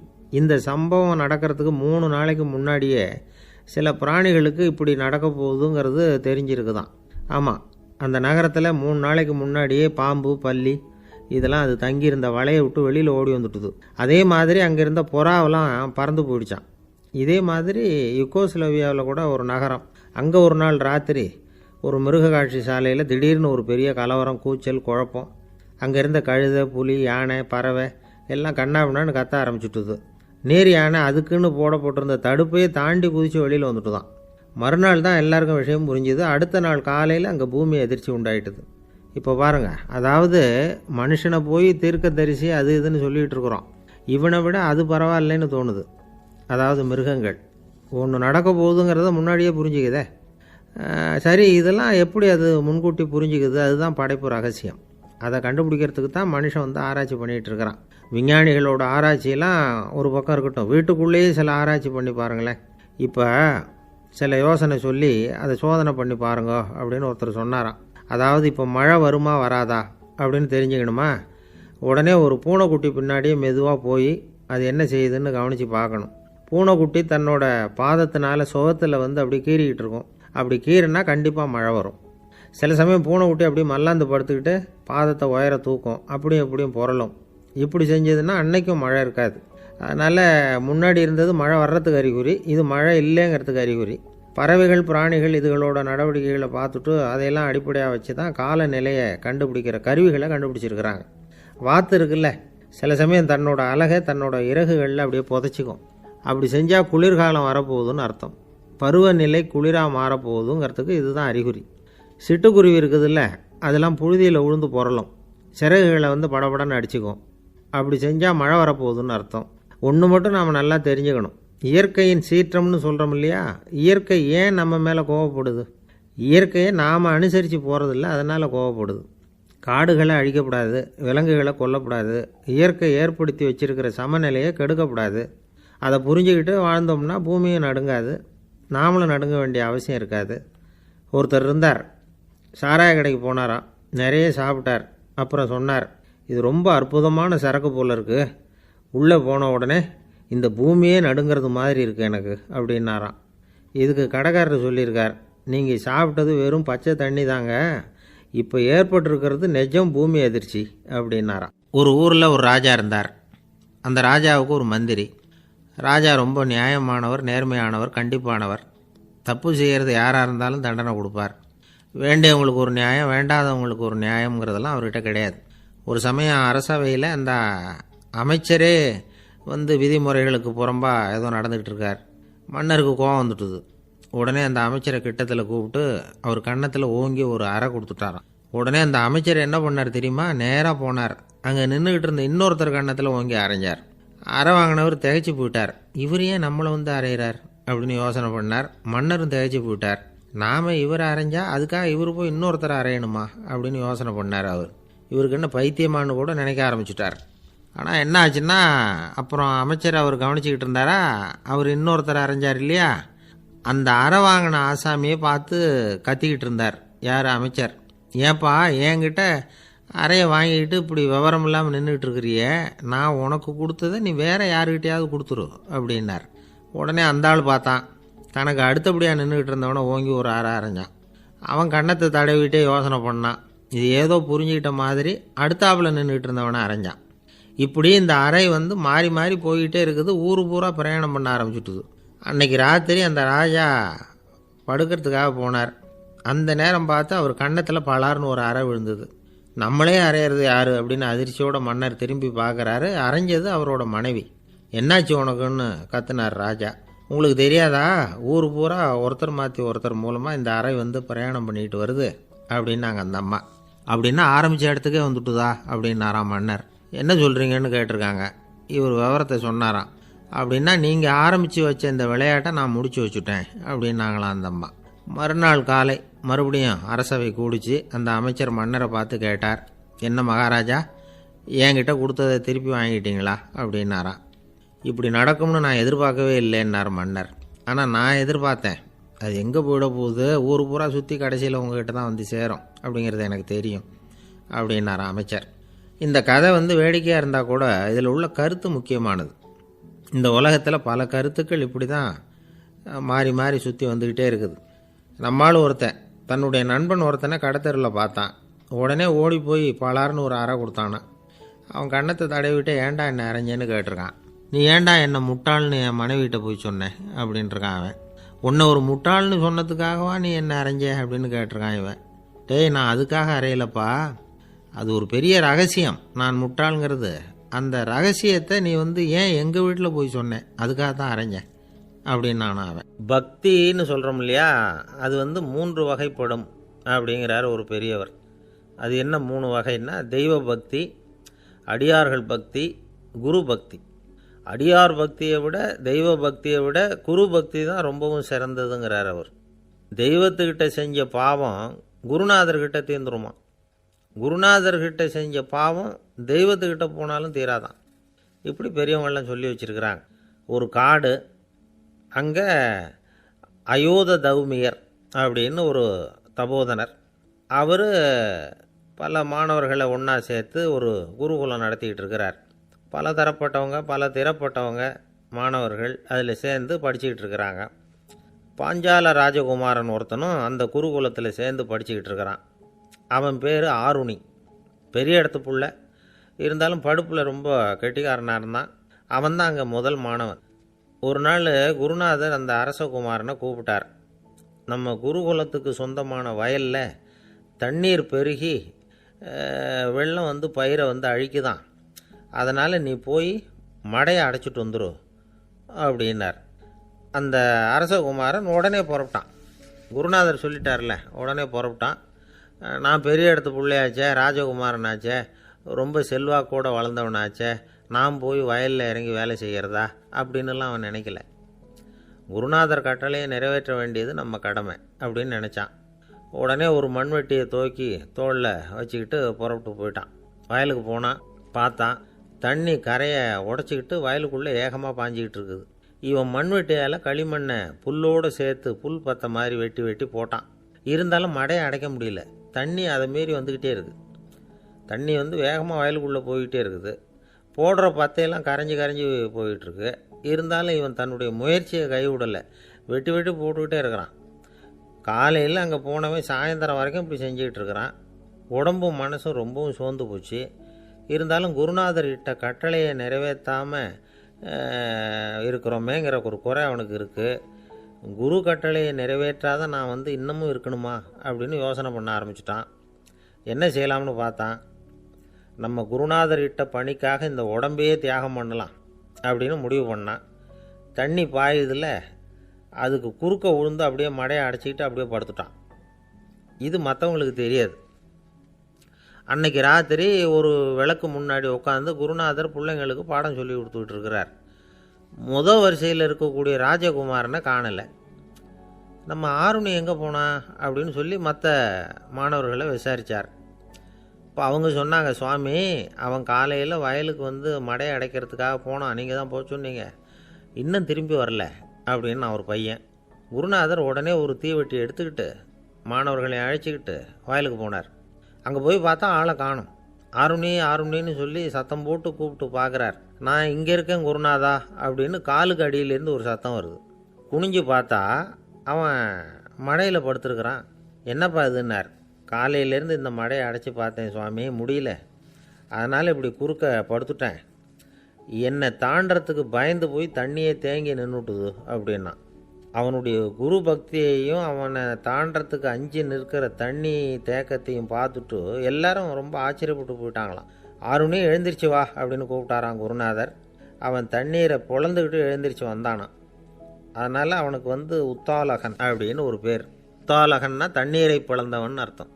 அந்த உத்தாலகன் மாதிரி இந்த காலத்து மாணவர்களுக்கும் குரு பக்தி வேணும் அப்படின்னு சொன்னோம் ஒரு பள்ளிக்கூடத்தில். உடனே நிறைய மாணவர்கள் எழுந்திரிச்சு நின்னாங்க. சார், நீங்கள் எங்களை வந்து இன்னமும் சரியாக புரிஞ்சுக்கலன்னு நினைக்கிறோம். அன்னைக்காவது ஒருத்தன் அப்படி இருந்தான், இன்றைக்கி ஏகப்பட்ட உத்தாலகர்கள் இருக்கிறோம். எங்கள் வாத்தியார் கட்டளை இட்டால் இப்போவே அது மாதிரி வயலுக்கு போய் மடையில் குறுக்கப்படுத்துக்கிறதுக்கு இந்த வகுப்பில் உள்ள அத்தனை பேரும் தயாராக இருக்கிறோம் அப்படின்னாங்க. அப்படியா அப்படின்னு சொல்லி கேட்டோம் ரொம்ப சந்தோஷமாக. ஒருத்தன் ரொம்ப அடக்கமாக எழுந்திரிச்சான். அப்புறம் சொன்னான், ஆமாம் சார், வகுப்பில் வந்து இவர் நடத்துகிற பாடத்தை கேட்டுக்கிட்டு இருக்கிறத விட பேசாமல் போய் மடையில் படுத்துடுறது ஒன்றும் கஷ்டமான காரியமாக இருக்காது, அதனால தான் எல்லாரும் அங்கே போகிறேன்னு சொல்கிறோம் அப்படிங்கிறான். ஒரு இலக்கிய கூட்டம் ஏற்பாடு பண்ணியிருக்கிறோம், நீங்கள் அவசியம் வந்து அதில் பேசணும் அப்படின்னு கேட்டுக்கிட்டார் ஒருத்தர். வேணாங்க, 4 பேருக்கு முன்னாடி வந்து நிற்கிறதுனா எனக்கு ரொம்ப கூச்சமாக இருக்கும் அப்படின்னாரு இவர். ஏன் சார் இன்னமும் குழந்த மாதிரி கூச்சப்படுறீங்களே அப்படின்னார் அவர். அவரை ஒரு மாதிரியாக சமாளித்து அனுப்பி வச்சுட்டு அதுக்கப்புறம் அதை பற்றி இவர் யோசித்து பார்த்துருக்கார். சில நிபுணர்கள் எழுதியிருக்கிறத படித்தும் பார்த்துருக்கிறார். மனோதத்துவ நிபுணர்கள் என்ன சொல்கிறாங்க தெரியுமா? 10லேருந்து 20% குழந்தைகள் பிறக்கிறப்பவே கூச்ச சுபாவம் கொண்டதாக தான் இருக்குதான். ஒரு தாத்தா தன்னோட பேர பிள்ளைய ஆசையாக கூப்பிடுறார் விளையாட்டு காட்ட, அதை அழுதுகிட்டு ஓடி போகுது. ஒரு அம்மா தன்னோட பிள்ளைய பள்ளிக்கூடத்தில் சேர்க்கறதுக்காக கூப்பிட்டுக்கிட்டு போகிறாங்க. அந்த புள்ள அம்மாவோட முந்தானையில் ஒளிஞ்சிக்கிட்டு வெளில வரமாட்டேங்குது. இவங்களெல்லாம் எப்படி சமாளிக்கிறது? குழந்தைகளோட கூச்ச சுபாவத்தை போக்குறது எப்படி? இதுக்கு நிபுணர்கள் சில யோசனைகளை சொல்லியிருக்கிறாங்க. மற்றவங்களுக்கு முன்னாடி என் பையனுக்கு கூச்சம் ரொம்ப அதிகம் சார், மற்றவங்க பார்த்தா ரொம்ப வெக்கப்படுறான், இப்படி சொல்கிற அப்பாக்கள் உண்டு. என் பையன் புது மனுஷாலை பார்த்தா அட்டையாக ஒட்டிக்குவான் சார் அப்படின்னு சொல்கிற அப்பாக்களும் உண்டு. இப்படிலாம் குழந்தைகளுக்கு முத்திரை குத்துறது ரொம்ப தப்பான். புதுசாக யாராவது வீட்டுக்கு வந்தால் குழந்தை தானாக தன்னோட கூச்சத்தையும் பயத்தையும் போக்கிக்கிட்டு சகஜமாக மாறி வர்றதுக்கு வாய்ப்பு கொடுக்கணுமா. ஒரு கூட்டத்துக்கோ அல்லது சொந்தக்காரங்க கல்யாணத்துக்கோ குழந்தைய அழைச்சிட்டு போகிறீங்க, அங்கே போய் கட்டாயப்படுத்தி குழந்தைய மற்றவங்க கிட்ட பேச சொல்லக்கூடாது. சில சமயம் குழந்தை தானாக தன்னுடைய கூச்ச சுபாவத்தை விட்டு பேசுகிறதுக்கு முன் வந்தால் அதை பாராட்டணும். குழந்தை கலகலப்பு இல்லாமல் மௌனமாக இருந்ததுன்னா அதையும் கண்டுக்கக்கூடாது. குழந்தை பேச ஆரம்பித்தா அதை ஆர்வத்தோடு கவனிக்க தெரியணும். கலந்து உரையாடுற பழக்கத்தை வீட்லேயே ஆரம்பிக்கலாம். கேட்டதுக்கு பதில் சொல் அப்படின்னு நீங்கள் அதிகாரம் பண்ணிகிட்டு இருக்கக்கூடாது. அது குழந்தைக்கு பேசுகிற சந்தர்ப்பத்தை குறைச்சிருமா. இப்போ நாம் அதிகாரம் பண்ணால் கேலி செய்கிற பழக்கம் குழந்தைகளை ரொம்ப பாதிச்சிருமா. பெரியவங்களானதுக்கு அப்புறமும் சில பேர் கூச்சத்தோடவும் பயத்தோடவும் இருக்கிறதுக்கு இதுதான் காரணம். சின்ன வயசில் அவங்கெல்லாம் ஏதாவது கேலிக்கு ஆளாகி இருப்பாங்க. ரெண்டாவது குழந்தை மூத்த குழந்தைய கேலிக்கு ஆளாகிற சந்தர்ப்பங்களை கண்டு கேலி பண்ணினா அது இளம் நெஞ்சங்களை விட்டு நீங்கிறதே இல்லையா. எப்பவும் குழந்தையோட நடை உடை பாவனைகளை பற்றி சொல்லிக்கிட்டே இருக்கக்கூடாதான். அதுவே கூச்ச சுபாவத்தை கொண்டுட்டு வந்துடுமா. அப்பா எங்கேன்னு யாராவது கேட்டால் இது மாதிரி இன்ன காரியத்துக்காக வெளியில் போயிருக்கார், இத்தனை மணிக்கு திரும்பி வருவார் அப்படின்னு சொல்கிற அளவுக்கு குழந்தைகளை பழக்கப்படுத்தி வைக்கணும்.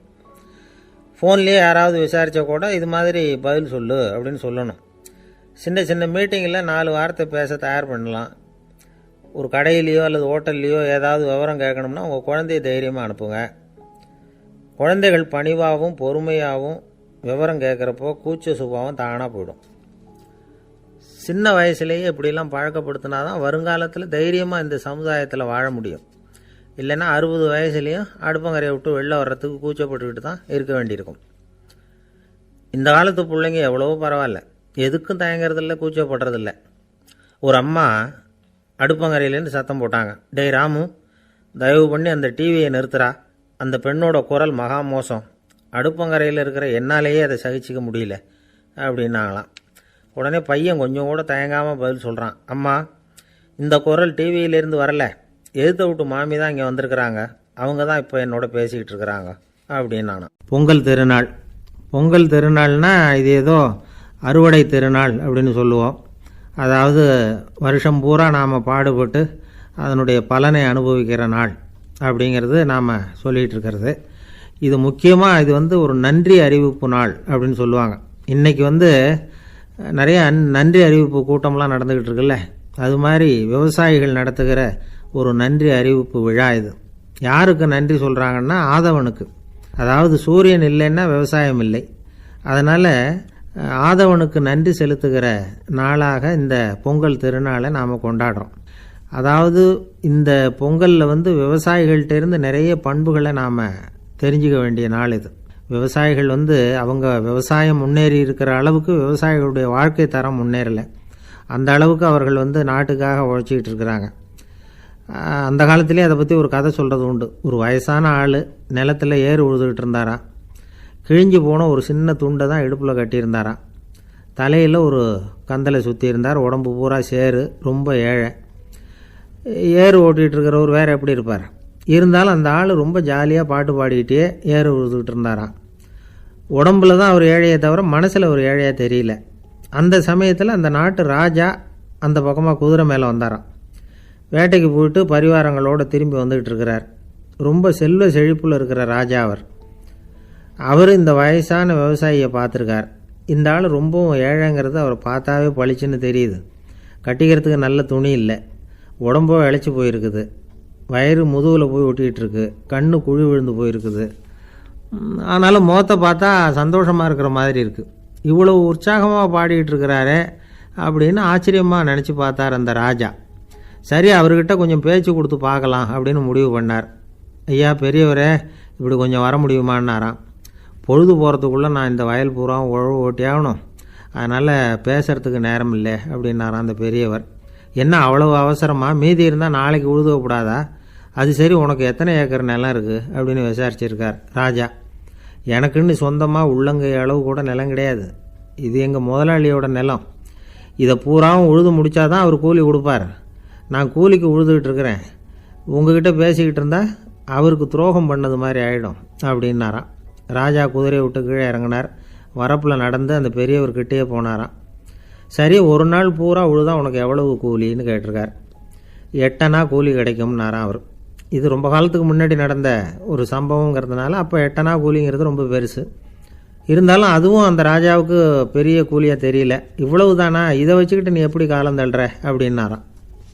ஒன்றும் கவலை இல்லை அப்படின்னாராம் அவர். ராஜாவுக்கு ரொம்ப ஆச்சரியமாக போச்சு. 8 அணா கூலி வாங்குகிற இந்த ஆள் கவலை இல்லாமல் இருக்கிறார், ஏராளமான வசதியோடு இருக்கிறன்னா கவலை இல்லாமல் வாழ முடியலையே அப்படின்னு நினச்சி பார்த்துருக்கார். அது சரி, 8 அணாவில் எப்படி குடும்பம் நடத்துகிற அப்படின்னு கேட்டாராம். எனக்கு கிடைக்கிற 8 அணாவில் 2 அணா குடும்பத்துக்கு செலவழிக்கிறேன், 2 அணா பழைய கடனுக்கு கொடுக்குறேன், 2 அணா தர்மம் செய்கிறேன், 2 அணா வட்டிக்கு கொடுக்குறேன், ஒரு குறையும் இல்லைன்னாராம். ராஜாவுக்கு ஒன்றும் புரியல. எனக்கு ஒன்றும் புரியலேன்னு இருக்கார். ஐயா, எனக்கும் என் மனைவிக்கும் 2 அணா செலவாகுது. வயசான அம்மா அப்பா இருக்கிறாங்க, சின்ன வயசில் என்னை காப்பாற்றினவங்க அவங்க. அந்த கடனுக்கு 2 அணா செலவாகுது, அது பழைய கடன். என் தங்கச்சி ஒருத்தி ஆதரவு இல்லாத நிலைமையில் தன்னுடைய மகனோட என் வீட்டில் இருக்கிறா, அவளுக்கும் அவள் மகனுக்கும் 2 அணா செலவு பண்ணுறேன், அது தர்மம். எனக்கு 2 பிள்ளைங்க இருக்கிறாங்க, அவங்களுக்கு 2 அணா செலவு பண்ணுறேன், அது வட்டிக்கு கொடுக்கறது மாதிரி. பிற்காலத்தில் அவங்க எங்களை காப்பாற்றுவாங்க. அந்த வகையில் நான் திருப்தியோடு வாழ்ந்துக்கிட்டு இருக்கிறேன் அப்படின்னாராம். ராஜாவுக்கு அர்த்தம் புரிய ஆரம்பிச்சுதான். அந்த பெரிய நிலத்தை விலை கொடுத்து வாங்கி அந்த பெரியவருக்கே தானமாக கொடுத்துட்டாராம். இப்போ உழுதவருக்கே நிலம் சொந்தமாயிட்டுது. அன்னையிலேருந்து அரசனுக்கும் ஆறுதல் கிடைச்சிதான். இப்படி ஒரு கதை சொல்லுவாங்க. 8 அணா வருமானத்தை வச்சுக்கிட்டு எப்படி காலத்தை தள்ளுறதுன்னு சொல்கிறதுக்காக இந்த கதையை சொல்கிறதாக யாரும் தப்பாக நினச்சிக்கக்கூடாது. கிடைக்கிறத எப்படி பங்கு போடுறார், எப்படி திருப்தியாக வாழறார் அப்படிங்கிறது தான் முக்கியம். அது மாதிரி இன்றைக்கு இந்த பொங்கல் திருநாளில் உழவர்கள் மனசு மகிழ்ச்சியாக இருந்ததுன்னா அது எல்லாரும் மகிழ்ச்சியாக இருக்கிறது மாதிரி அர்த்தம். அதனால் அவர்கள்ட்டேருந்து நாம் பாடம் கற்றுக்கணும். சில உழவர்கள் தங்கள் நிலத்தில் விளையிறத தாங்கள் சாப்பிட மாட்டாங்க, அடுத்தவங்கள்ட்ட விற்றுட்டு சந்தையில் போய் வேறு அரிசி வாங்கிட்டு வந்து தான் இவங்க சாப்பிடுவாங்க. அப்படிப்பட்ட விவசாயிகள்லாம் இது உண்டு. பங்கிடுகிற பண்பை உழவர்கள்ட்டேருந்து கற்றுக்கொள்ளுங்கள் அப்படிம்பாங்க. ஒரு ஆள் நிம்மதியாக மகிழ்ச்சியாக இருந்தானா, உங்கள் நிம்மதிக்கும் மகிழ்ச்சிக்கும் என்ன காரணம்னு கேட்டிருக்கார் இன்னொருத்தர். என்கிட்ட இருந்தது பூராவையும் என் பிள்ளைங்களுக்கு சமமாக பங்கு போட்டு கொடுத்துட்டேன், எனக்குன்னு எதுவுமே வச்சுக்கல, அதுதான் நிம்மதிக்கு காரணம்ன்றிருக்கான். உங்ககிட்ட இருந்தது எவ்வளவு இருந்தது அப்படின்னு கேட்டிருக்காரு அவர். மொத்தமாக ஒரு 50,000 ரூபா இருக்கும் அப்படின்னு இருக்கான். அவ்வளவும் பணமாகவே இருந்ததா அப்படின்னு கேட்டிருக்காங்க இவங்க. இல்லைங்க, அவ்வளவும் கடன், அதை தான் பிரித்து கொடுத்துருக்கேன் பிள்ளைங்கக்கிட்ட அப்படின்னு நானா. அவன் எது ரொம்பவும் கஷ்டமான காரியம் அப்படின்னு கேட்டார் ஒருத்தர். ஒருத்தருக்கு ஒருத்தர் சண்டை போடாமல் இருக்கிறது தான் ரொம்ப கஷ்டமான காரியம் அப்படின்னு தோணுது. ஒரு நாட்டுக்கும் இன்னொரு நாட்டுக்கும் சண்டை, நாட்டுக்குள்ளேயே ஒரு குரூப்புக்கும் இன்னொரு குரூப்புக்கும் சண்டை. ஏன் சண்டை போட்டுக்கிறீங்கன்னு கேட்டு பாருங்கள். நாங்கள் சமாதானத்துக்காக தான் சண்டை போட்டுக்கிறோம் அப்படிம்பாங்க. வாழறதுக்காக பிறந்த மனுஷன் லட்சியத்துக்காக உயிரை விட தயார் அப்படின்னு சொல்லிகிட்டு இருப்பான். அப்படி உயிரை விடுறவங்கள நாமளும் பாராட்டுவோம். ஆனால் ஒன்றுமில்லாத விஷயங்களுக்கெல்லாம் சண்டை போடுறவங்களெல்லாம், அப்படிப்பட்டவங்களையும் சரி உயிரை விடுறவங்களையும் சரி என்னென்னு சொல்கிறது, யுத்தங்களாலேயும் சண்டைகளாலேயும் நாம் அடையிறது என்னங்கிறது ஒரு பக்கம் இருக்கட்டும், இழக்கிறது என்ன தெரியுமா, ஏராளமான உயிர்கள். ரத்தம் சிந்துறதுக்கு நான் தயார் அப்படின்னு மார்தட்டி சொல்லலாம். ஆனால் ரத்தம் சிந்தினா உயிர் காத்துக்கிட்டு இருக்க தயார் இல்லை. அதாவது உயிர் நமக்காக காத்துக்கிட்டு இருக்க தயார் இல்லை. இழக்கிற ரத்தத்தை ஈடுகட்டினா தான் உயிரை காப்பாற்ற முடியும். அதனால் இது சம்மந்தமாக ஆராய்ச்சி செய்கிற கட்டாயம் ஏற்பட்டு போச்சு. அதோட விளைவாக புதுசாக ஒன்றை கண்டுபிடிச்சிருக்கிறாங்க. அதுதான் செயற்கை ரத்த பொடி. இப்போ இந்த திடீர் சாம்பார் பொடி, திடீர் ரசப்பொடி, திடீர் காப்பி பொடி இப்படிலாம் சொல்கிறோம்ல, அது மாதிரி இது திடீர் ரத்த பொடி. இஸ்ரேல் ஒரு சின்ன நாடு, மக்கள் தொகை குறைச்சல், அதோட போர்கள் வேறு. அதனால் காயம்பட்டவங்களை காப்பாற்றியே தீர வேண்டிய கட்டாயம். காப்பாற்றணும்னா ரத்த இழப்பை தடுக்கணும். அப்படின்னா உடனடியாக புது ரத்தம் செலுத்தி ஆகணும். திடீர்னு ரத்தம் வேணும்னா எங்கே போகிறது? அதுவும் கிடைக்கிற ரத்தம் சேர்கிற குரூப்பாக இருக்கணும். ஒரு வேடிக்கை பார்த்தீங்களா, நான் வேறு குரூப்பு நீ வேறு குரூப்புன்னு இவன் சண்டை போடுறான். இதில் அடிபட்டவனுக்கு ரத்தம் கொடுக்க போனால் அதுலேயும் அது வேறு வேறு குரூப்பாக இருக்குது. அது ரத்தமும் வேறு வேறு குரூப்புன்னு சொல்லிகிட்டு இருக்குது. எந்த குரூப்பு ரத்தம் வேணும், அது உடனடியாக கிடைக்கலன்னா என்ன பண்ணுறது? இப்படிப்பட்ட கஷ்டம்லாம் நமக்கு வந்துடுது. இதுக்காக தான் விஞ்ஞானிகள் இந்த ரத்த பொடியை கண்டுபிடிச்சிருக்கிறாங்க. அதாவது ஒரு ஆள் அடிபட்டு போட்டான்னு வச்சுங்களேன், அவனுக்கு ரத்தம் கிடைக்கல, உடனே என்ன பண்ணலாம், இந்த சுத்தப்படுத்தப்பட்ட தண்ணீரை கொஞ்சம் எடுத்துக்க வேண்டியது, அதில் இந்த ரத்த பொடியை கரைக்க வேண்டியது. இப்போ இந்த செயற்கை ரத்தம் வந்து தயாராகிட்டுது, இதை அந்த ஆள் உடம்புல ஏற்றி விட்டுற வேண்டியது. இயற்கையாக நம்ம உடம்பில் இருக்கிற ரத்தம் என்னென்ன வேலை செய்யுதோ அதே வேலையை இதுவும் செய்யும். அதாவது ஆக்சிஜனை உடம்புல எல்லா இடத்துக்கும் எடுத்துகிட்டு போகுது. அந்த வேலையை இந்த செயற்கை ரத்தமும் செஞ்சுருது. ஆனால் ஒரு விஷயம், இந்த செயற்கை ரத்தம் ஒரு அவசரத்துக்கு தான் உபயோகப்படுத்தலாம், ஒரு முதல் உதவி மாதிரி. அதை அப்படியே நிரந்தரமாக விட்டுற முடியாது. பின்னாடி வந்து தேவையான குரூப்பு உண்மையான ரத்தம் கிடைச்ச உடனே அதை செலுத்திக்கணும். உண்மையான ரத்தத்தை 20லேருந்து 40 நாள் வரைக்கும் தான் பாதுகாக்க முடியும். அதுவும் குளிர்பதன பெட்டியில். அதுக்குள்ளே உபயோகப்படுத்தலைன்னா அது வீணாக போயிடும். இந்த ரத்த பொடி அப்படி இல்லை, எவ்வளோ நாள் வேணும்னாலும் அப்படியே வச்சுருக்கலாம், குளிர்பதன பெட்டியும் தேவையில்லை. ஆனால் ஒன்று, இது தண்ணியில் கலந்து செயற்கை ரத்தமாக ஆக்கிவிட்டா அதோட வலு 72 மணி நேரம் தான், அதாவது 3 நாள். அதுக்குள்ளே அந்த ஆசாமியை எங்கேயாவது ஆஸ்பத்திரிக்கு தூக்கிட்டு போய் உண்மையான ரத்தத்தை கொடுத்துடணும். சண்டையில் அடிபடுறவங்க, சாலை விபத்தில் அடிபடுறவங்க, இவங்களுக்கெல்லாம் அவசரத்துக்கு கை கொடுத்து உதவுறது இந்த செயற்கை ரத்த பொடி. அதுக்கப்புறம் நாம் கொடுக்குற ரத்தம் தான் அவங்கள காப்பாற்றணும். இன்றைக்கி வந்து ரத்தத்தை தானமாக கொடுக்க தயாராக இருக்கிற நல்ல உள்ளங்கள் ஏராளம். எவ்வளவு ஆக்சிடெண்ட்டு, ஆப்ரேஷன், இதில் சம்மந்தப்பட்டவங்களை வந்து காப்பாற்றுறது நாம் தானமாக கொடுக்குற ரத்தம் தானே. ஒரு ஆக்சிடெண்ட்டு, ஒரு ஸ்கூட்டர் ஒரு ஆள் மேலே மோதி விட்டுது, பார்த்து வரக்கூடாதா அப்படின்னா அந்த ஆள், நீ தான் பார்த்து நடக்கணும், ஏன்னா 20 வருஷமாக நான் அந்த ஸ்கூட்டரை ஓட்டிகிட்டு இருக்கிறேன் அப்படின்னு நானா இவன். இதுக்கு அவன் சொன்னானா, நீ தான் பார்த்து ஓட்டணும், ஏன்னா 40 வருஷமாக நான் இப்படி நடந்துக்கிட்டு இருக்கிறேன் அப்படின்னு நானா.